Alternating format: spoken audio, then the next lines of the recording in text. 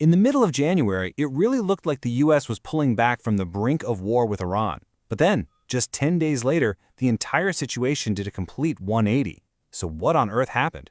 In this explainer, we're going to break down the analysis of that sudden dramatic pivot. Okay, let's just dive right into the core question here. Because on the surface, this makes no sense. You have an attack that's supposedly imminent, ready to go, and then it's called off. A brief sigh of relief, and then bam, a massive naval force is steaming towards the region. How? What changed? To really wrap our heads around this pivot, you first have to appreciate just how incredibly fast it all happened. The timeline is everything. I mean, look at that. In less than 2 weeks, the official U.S. position went from attack to peace and right back to a major show of force. Now, the public reason for canceling the attack was that Iran had supposedly agreed not to execute nearly 800 protesters. But according to the source material we're looking at, the real story, the one that forced this change, was happening behind closed doors.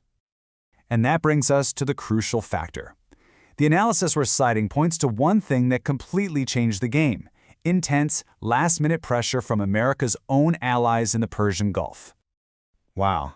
I mean, that's the stark message that was reportedly delivered by leaders from Saudi Arabia, the UAE, and Qatar. They were terrified. They knew that any U.S. attack launched from bases in their countries would make them the immediate targets for Iran's retaliation. Their nations, their economies, they'd be on the front line.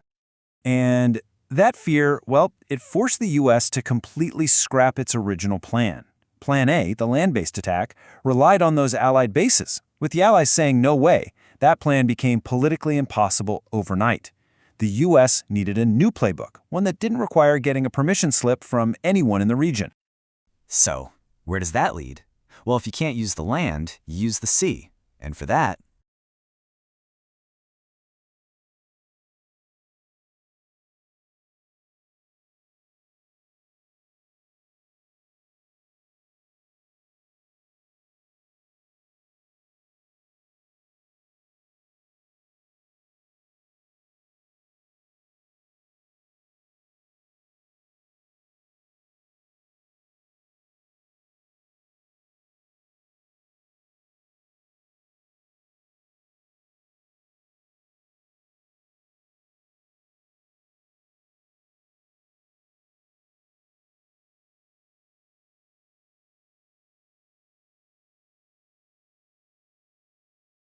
So, where does that lead? Well, if you can't use the land, you use the sea. And for that,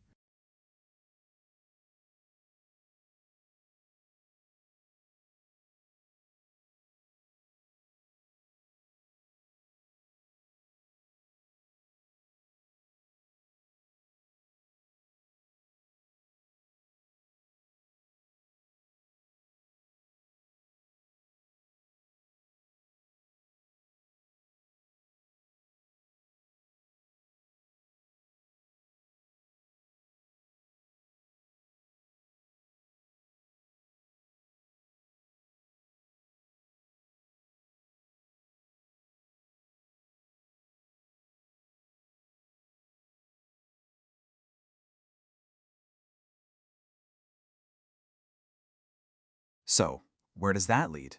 Well, if you can't use the land, you use the sea. And for that? And here it is, the absolute centerpiece of this new strategy.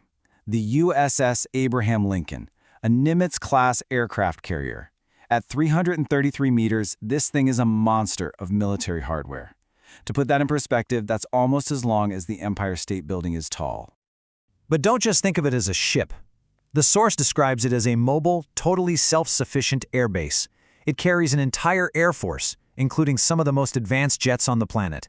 And get this, thanks to its nuclear reactors, it can operate for over 2 decades without ever needing to refuel.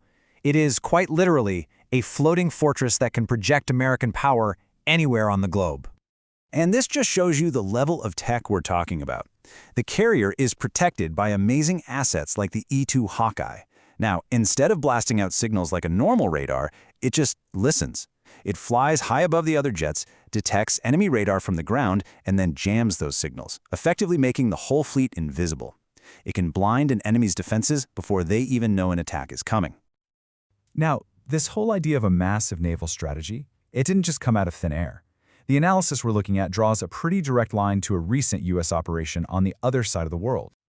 The theory being presented here is that the U.S. is basically running the exact same play against Iran.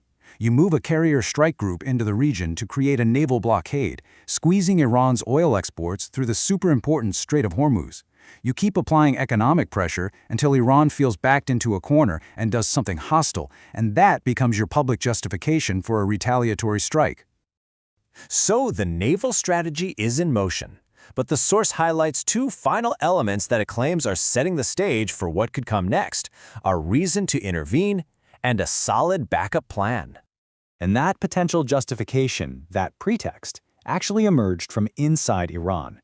After some widespread protests, the Iranian government shut down the internet, basically cutting the entire country off from the outside world. And in that digital silence, a truly staggering, though unverified, report came out. The source cites Iran International, which alleged that security forces killed 36,500 protesters during a crackdown on January 8th and 9th. Now, we have to be clear, this number is unconfirmed, but you can immediately see how the narrative of a massive humanitarian crisis could provide a very powerful pretext for some kind of foreign intervention. So, what about that backup plan? Well, the source suggests that we might look at some recent comments from President Trump about the UK's control of this tiny island called Diego Garcia. Why? Because it hosts a major U.S. military base that's outside the immediate chaos, but it's still close enough to launch long-range bombers. It's a potential Plan B staging ground for an air campaign against Iran. All of this, as you can imagine, leaves the entire region just bracing for impact. The very same allies who blocked the first attack are now publicly saying, "Don't use our territory." Turkey's preparing for a potential crisis on its border. And maybe most dramatically, Israel, which had been urging caution, has done a complete 180 and is now promising an overwhelming response. The ground is shifting under everyone's feet, day by day.